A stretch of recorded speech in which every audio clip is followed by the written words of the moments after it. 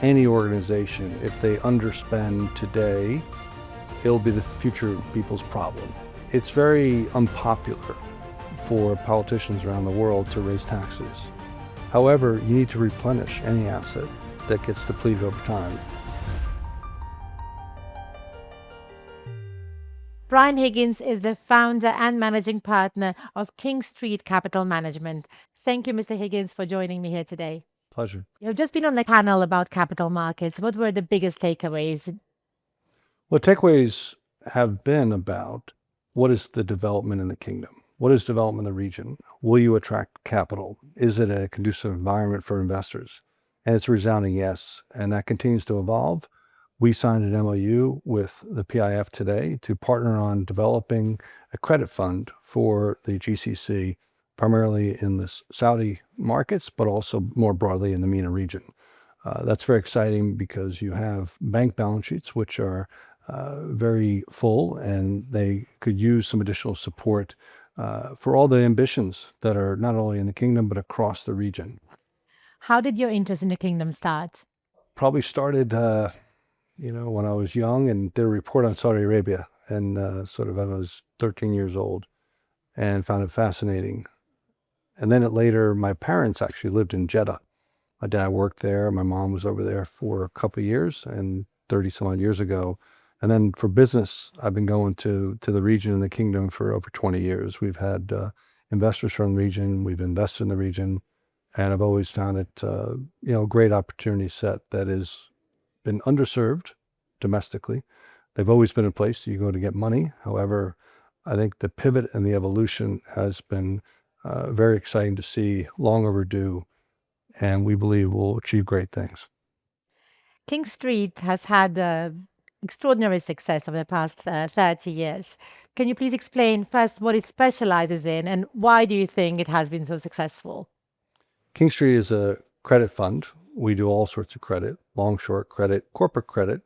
However, we do structured credit as well. So asset-backed securities, we do real estate as well, both real estate equity, but also financing, and we invest globally. We have an office in Dubai. We're moving that to Abu Dhabi, but then we'll open up in Riyadh. We have always found that being skeptical, being conservative, are the key tenets of successful investors. And we've seen over the last 30 years many different cycles, many different markets. The key hallmark of investors that survive are those who have the analytical rigor, balance it with the trading acumen to be able to pick the entry and exit points, and be respectful of liquidity or lack thereof. Liquidity comes and goes. I think, again, going back to what is being set up in the region, and particularly in Saudi, is in a market that will have ample liquidity so that investors gain confidence to be able to price their risk, be able to successfully navigate those markets and exit if need be, but also have a framework where the rule of law is respected.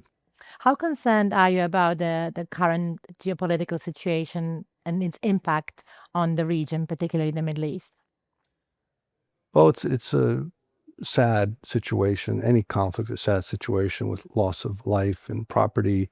We have dear friends in the region. We have colleagues in the region. So we hope for a peaceful and successful resolution.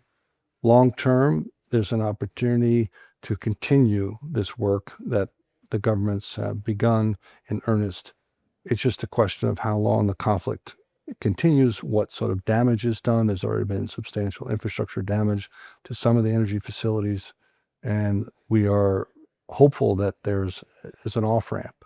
Our concern is that every day that goes by, there is a knock-on effect as a consequence of that. And the challenge is that one hopes that this global economy, which is going forward mainly on liquidity provided by the central banks, fiscal and monetary liquidity, will then tip into a slowdown, albeit recession. You have some sort of stagflationary experience because of the high price of commodities and particularly energy.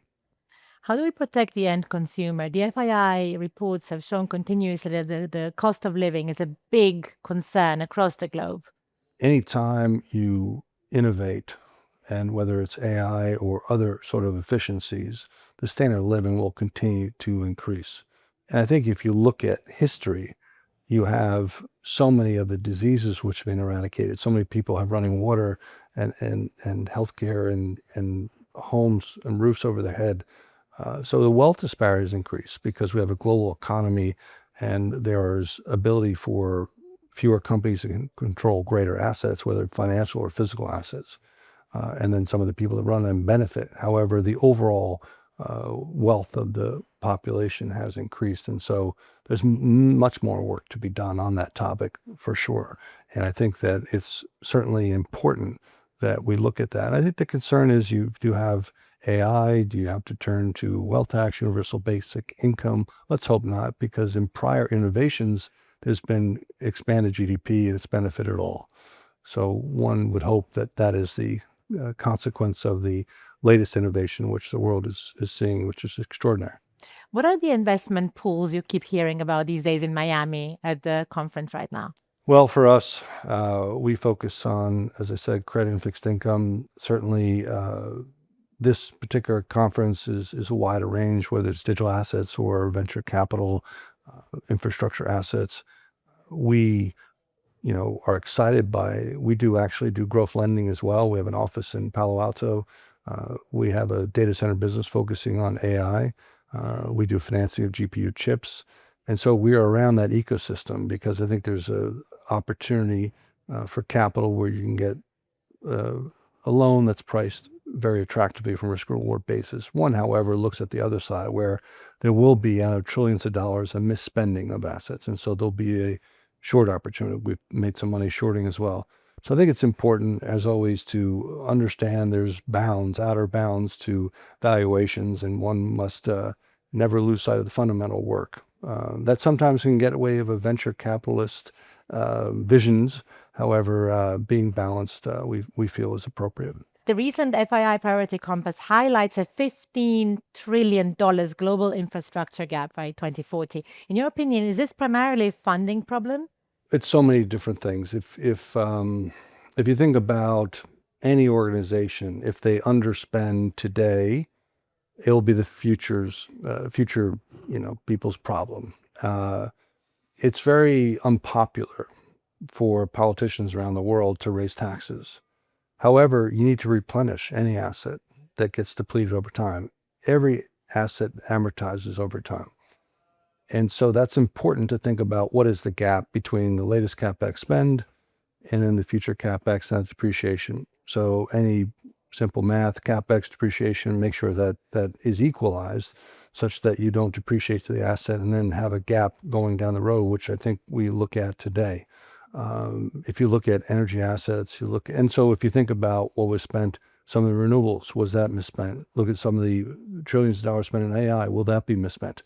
And so over time, as people fall in love with different concepts and perhaps overdo it a bit, and that can take money away from, say, make sure the bridge or the roads or the schools, Infrastructure, yeah. infrastructure is then, so that creates that gap. Now, most infrastructure assets, if someone told you what the costs would be today and the revenues associated with, you probably wouldn't do it. So we have found many times there's cost overruns. It costs more, it takes longer. The revenues at first many times don't equal what they were predicted to be. However, it is a necessary evil to make sure you might have a stadium or a road or a tunnel or an airport to then have a return on that capital through FDI, through greater GDP activity that ultimately raises the prosperity of the country. Now you see around the world, for example, everyone's spending all this money on airports because they want to be the next Dubai. They want to be the next global hub. We can be that hub. That's probably a misspending, but you're always going to have that because hundreds of countries in the world are never going to coordinate because it's in their sovereign self-interest to think they can get ahead. And many times politicians aren't necessarily great capital allocators because they're trying to give gifts in effect to their population to be reelected. So there's always going to be that gap between capital allocation and real needs in the global economy. And I don't think there's any real work. I've sat on the Financial Stability Board for the BIS in Basel, Switzerland, and we discussed these as systemic risks to the global markets. as a consequence of a misallocation of resources. And many times you'll see, because we do restructuring special situations, you'll see additional capital needed for these different projects around the world. So it's hard to get it right because, as I said, many people, that's not their core expertise. Thank you very much. Thank you.